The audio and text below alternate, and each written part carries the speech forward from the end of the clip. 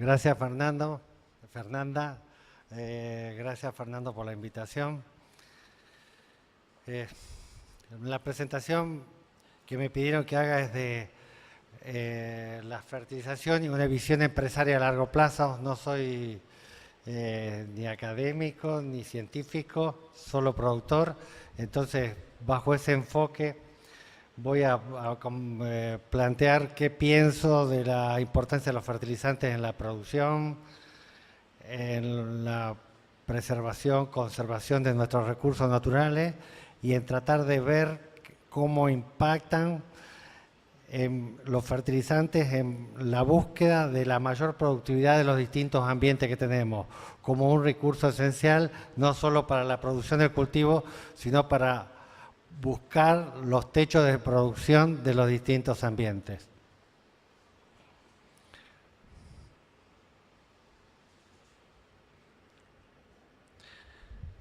Bueno, el modelo productivo que tuvimos nosotros en nuestro país, que lleva 120 años, 130 de producción, fue de agricultura y ganadería hasta los años 70, si bien había áreas que eran de producción agrícola continuada en algunas zonas del país. Ese fue el modelo productivo, fue el predominante, sobre el que también nos formamos nosotros como profesionales, donde los nutrientes venían de los 3, 4, 5 años de pradera, después podíamos hacer 7, 8 años de agricultura y así continuar donde se usara la mínima cantidad de fertilizantes posible o no fertilización, y que eso nos llevó a que no arranquemos en la fertilización como sí lo hicieron otros países, y recién apareció la deficiencia de nitrógeno hacia fines de los 60 y su fertilización. Empezó la fertilización de fósforo hacia fines de los 70 y la fertilización además de nitrógeno con fósforo. Y el déficit de azufre apareció en el 90 y la fertilización además de nitrógeno y fósforo empezó en esa década con el azufre.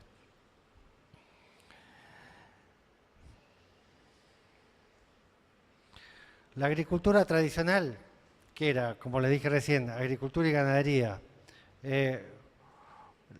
usufructuar el potencial del ambiente con el mínimo aporte de insumos, es decir, sin fertilizantes. Esa fue nuestra escuela y nuestra formación. Entonces, eso duró mientras la agricultura se balanceaba con la ganadería. La ganadería se fue desplazando en la medida que apareció la soja hacia el oeste, hacia los ambientes menos productivos, y ahí aparece la agricultura conservacionista, una agricultura que en expansión, que trató de maximizar la productividad del ambiente, que trató de usar los fertilizantes con criterio economicista, es decir, solo poner la cantidad de nutrientes mínima necesaria para tener el mayor retorno económico. No nos preocupaba qué pasaba con el recurso suelo. Y el mínimo qué mal que veo. Mínimo de los mismos y no degradar. Ese modelo de agricultura conservacionista yo creo que es la que en gran medida todavía hoy perdura en nuestro modelo de producción. Y yo creo que debemos dar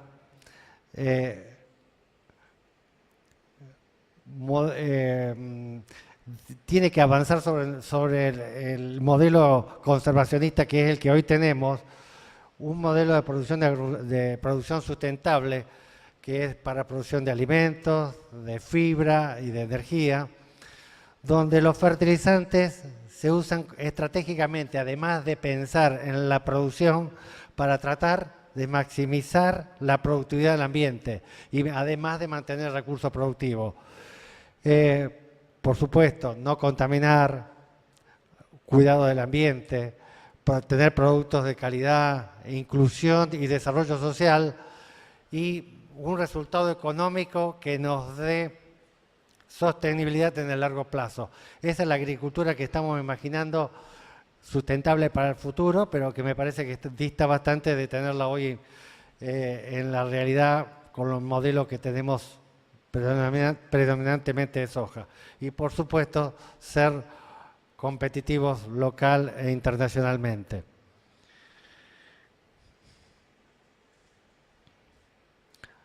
Yendo ya a los fertilizantes, creo que hay que hacer una separación entre ellos, en lo que están verdaderamente asociados al manejo, como son el nitrógeno y el azufre, que por supuesto dependen de la fertilización, pero que de acuerdo a los cultivos que tengamos en la rotación y al manejo agronómico, va a cambiar mucho su resultado con respecto a lo que la fertilización, que únicamente viene de los minerales, que solo la fertilización, de acuerdo al modo, puede impactar en la producción, hace que se comporten totalmente distintos. Bueno, este es un trabajo del ingeniero José Luis Orcín, de la TR Regional Irrebil, donde muestra la fertilización con dos criterios, de reposición para fósforo y buscando con nitrógeno y fósforo la productividad de los máximos ambientes, versus una fertilización con criterio diagnóstico de tener el mayor retorno económico. Bueno, en el cabo de 15 años vemos que el incremento de rendimiento, aún pensando con criterio de reposición, da un resultado de $330 que lo hace aún interesante. Bueno, ¿qué contexto tenemos en Argentina con respecto a otros países del mundo? Es decir, aquí en un trabajo que me acercaron, comparé Argentina, Australia, Brasil, Canadá y Estados Unidos. Es decir, creo que en el caso del nitrógeno no vale la pena analizarlo, porque bueno, con un modelo que es 70% de soja y que la soja no se fertiliza con nitrógeno, no resiste comparación con los demás países, pero sí el fósforo. En el fósforo estamos aplicando solo el 51% de lo que removemos. Muy lejos de Australia, de Brasil, de Canadá y de Estados Unidos. Y en el caso del fósforo también, de potasio también, y de azufre, bueno, también lo vemos bastante más bajo. ¿Cómo es la fertilización? ¿Cómo es el balance de fósforo en esos otros países? En el caso de Canadá, en azul, fijémonos que ya empezó la fertilización hacia el año 70, cuando nosotros recién estábamos empezando y ya estaban fertilizando con fósforo casi a nivel de la demanda del cultivo, que son las barras naranjas. Y si consideramos el fertilizante que usan más lo que el estiércol removido, están fertilizando con lo que demanda el cultivo, con todo lo que extraen los cultivos. Si consideramos Estados Unidos, en lo que pasó en el 2005 versus el 2010, es decir, que tengamos en cuenta que el precio de los fertilizantes se había disparado mucho alrededor del 2008, 2007, 2009. Entonces, ellos decidieron bajar su fertilización. Estamos hablando de 2 millones de muestras en el 2005 o 3 millones de muestras en el 2010. Bajaron la fertilización con fósforo, pero aún así se mantuvieron muy por encima de los niveles críticos. ¿Qué pasa en Argentina? Argentina arrancamos en el 93, fertilizando el 10-12% de lo que demandaba el nitrógeno y el fósforo.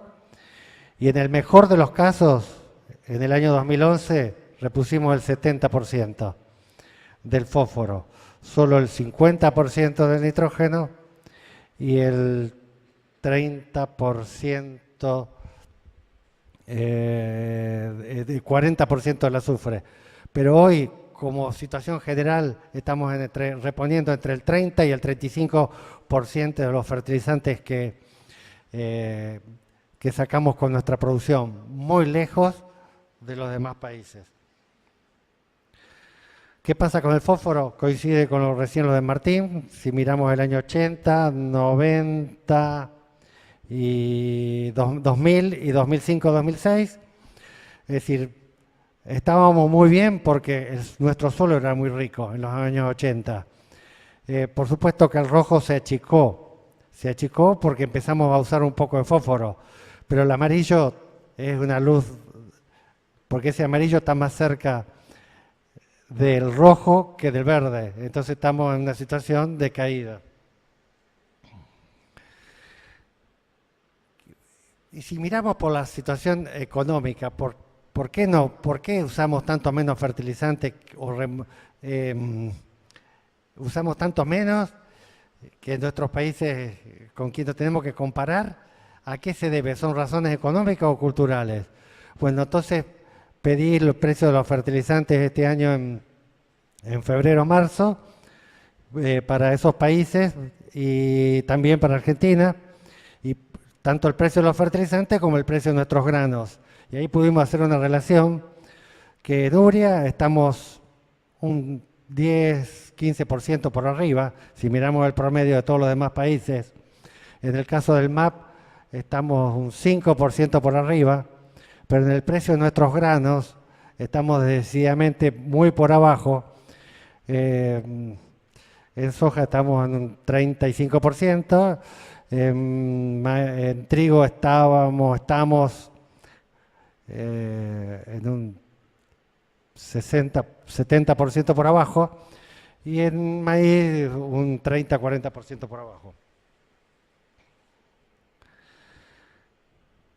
Y bueno, si miramos el precio y si hacemos la relación fertilizantes-producto, es decir, urea trigo, MAP trigo, urea maíz y MAP maíz y MAP soja, ahí vemos la relación insumo-producto, cuánto desfavorable es para nosotros en Argentina versus el promedio de los demás países que está en color verde.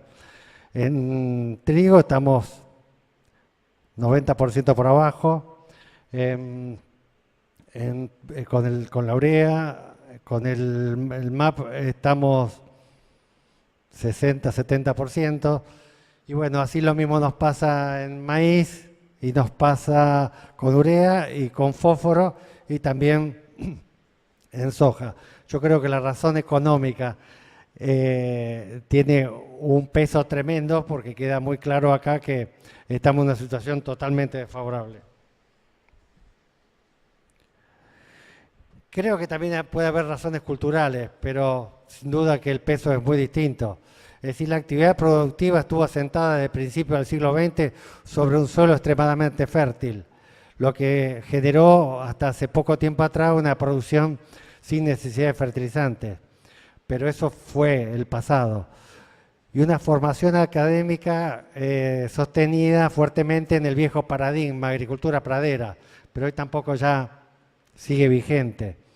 Es decir, creo que los profesionales con esa visión de fertilizar con el mayor retorno económico hemos cometido un error y se creó una cultura de fertilizar de esa manera. Y la visión economicista, como les decía recién, y un planteo de productivo de la década de 90 no acompañado por un nuevo paradigma en el uso de los fertilizantes. Bueno, les voy a comentar la experiencia personal de un campo que está en el límite de la provincia de Córdoba con Santa Fe, un campo que tiene más de 100 años de producción, familiar, una zona con un relieve muy ondulado, con un planteo productivo fundamentalmente agrícola, que salvo algunos lotes, la mayoría tuvo 1 o 2, 3 veces pradera en toda su historia, con una cultura de mucha producción de granos, donde la mecanización entró en los años 40, el maíz con la cosecha mecánica en los 60 y la siembra directa ya entró en el año alrededor de los 70. Bueno, les muestro qué nos pasó en esa unidad en distintos lotes, donde fertilizábamos con criterio economicista, es decir, de poner lo que el retorno económico nos daba, y así llegamos a tener en el año 2002 un promedio de fósforo de 13, de todos los lotes, de 13 partes por millón. Cambiamos de criterio y dijimos vamos a empezar a fertilizar con el fósforo, con el criterio de reposición, y llegamos al año 2014 que levantamos el fósforo de 13 a 21 partes por millón por medio de todos los lotes. Y ahí también mostré la extracción que se hizo por los granos en todos esos años y nos dio que el promedio fue de 28 kilos de fósforo, de acuerdo a las tablas que hoy tenemos vigentes. Pero el aporte que hicimos en promedio estuvo alrededor de 25 kilos de fósforo, que viene a ser más o menos 110 kilos de MAP todos los años. Pensemos que la rotación de este campo es 50% maíz, 50% trigo soja, desde el año 96 hasta la actualidad, salvo un año nada más de soja. Entonces, crecimos y tenemos un balance negativo. ¿Cómo puede ser? Si aportamos menos que lo que sacamos como producción. El laboratorio fue siempre el mismo, procuramos que la gente que muestre también sea siempre la misma. Y creo, no me deja tranquilo esto, pero creo que estamos midiendo solo el fósforo en los primeros 20 centímetros. Y el fósforo probablemente esté creciendo por esa fertilización superficial, pero el cultivo esté usando fósforo en más profundidad. Y entonces hoy estoy tranquilo, pero es que estoy usando porque supuestamente estamos bien, pero estamos usando la caja más profunda. ¿Qué aprendizaje tengo de todas estas experiencias personales? Que el fertilizante, si bien es un insumo de alto impacto en los costos, siempre lo incluimos en la dosis recomendada para el objetivo buscado. Fósforo pensando en reponer y nitrógeno y azufre buscando los techos de producción. Porque salvo en condiciones muy extremas, siempre tenemos retorno económico. Y en años de condiciones extremas, si no fue utilizado por el cultivo de esa campaña, queda siempre como reserva. Los fertilizantes, dentro de los costos lejos, están muy por arriba de todos los demás insumos. Pero no dudamos, porque es la manera de tener otro nivel de producción y de preservar el suelo. Y las gramíneas y la siembra directa mejoran decididamente las condiciones físicas del suelo. Y para hacer gramíneas de alta producción es necesaria una fertilización adecuada. Y las condiciones físicas mejoradas por las gramíneas y la siembra directa y las condiciones químicas mejoradas por una fertilización repercuten fuertemente de manera positiva en el resultado. Y ahí vamos a tener un ambiente de producción distinto que nos puede hacer pensar en otra rotación y en otro manejo. Y creo que la fertilización con fósforo, cuando se trata de elevar los niveles, no hay que amortizarlo en un año, sino es una inversión y hay que amortizarlo en varios años. ¿Qué propuesta tengo para salir de este modelo de producción, para lograr un modelo de producción sustentable, como le hacía al principio, y salir de la agricultura conservacionista? Con esta agricultura actual, del 70% de soja y muy poco trigo y muy poco maíz, vemos que, y de escasa fertilización, que vamos a caída de los niveles de fósforo, a disminución de la materia orgánica, a un deterioro de las propiedades físicas del suelo y a un ascenso de napas. Todo eso junto, si no cambiamos, es difícil salir de este modelo. Sí, y la propuesta para lograr una producción sustentable, es decir, la primera es monitorear bien el suelo que tenemos y que el suelo es el principal capital de un propietario, de una empresa y de un país. Es decir, no es la maquinaria, es el suelo. Y entonces, si de acuerdo a cómo esté ese suelo, podemos pensar en otra agricultura, en otra producción, en otros techos. Y es necesario pensar y actuar para el largo plazo. Es decir, que por ahí esté la visión de que, bueno, el propietario adentro puede hacer tranqueras adentro lo que quiere y porque es su propiedad. Yo creo que no debe ser pretexto eso para tener la obligación de preservar.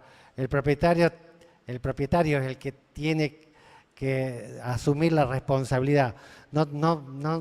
Ese propietario que renta el campo a quien sea para que haga lo que quiera, no nos conviene ni a los empresarios ni al país. Y porque en la medida que tengamos mejor suelo, vamos a hacer un aprovechamiento pleno de todas las potencialidades y se va a generar riqueza. Y también se va a poder cubrir las demandas de los intereses públicos. Entonces, ¿qué es para mí, cuáles son los límites al desarrollo de un armónico y sostenible de la producción? Los derechos a la exportación, así como lo vimos para los fertilizantes, es para la mayoría de los insumos que tenemos y tecnología del campo, nos gravitan decididamente en contra. Entonces, me parece que los derechos de exportación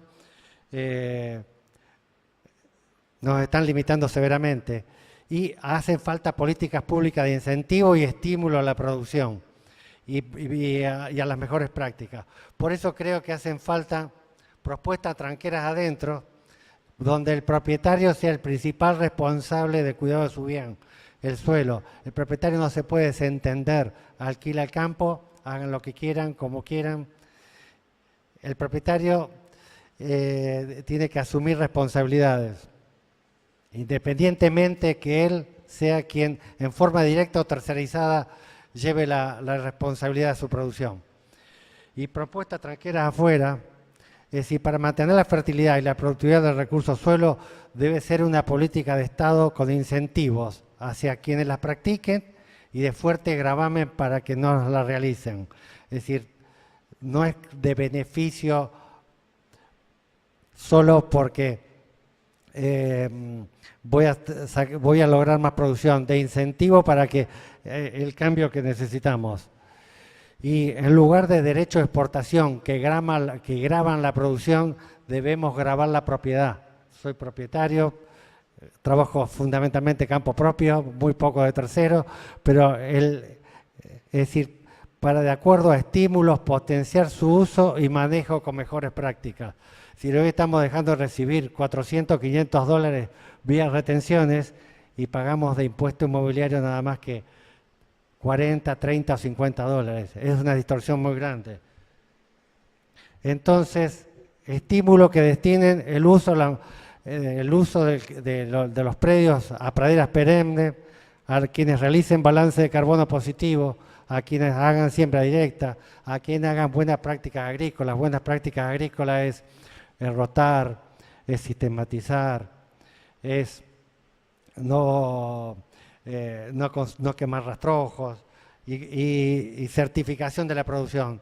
Todo eso creo que es lo que nos va a generar otro camino, otra condición y creo que ese es el camino para ir a una producción sustentable. Muy bien, gracias.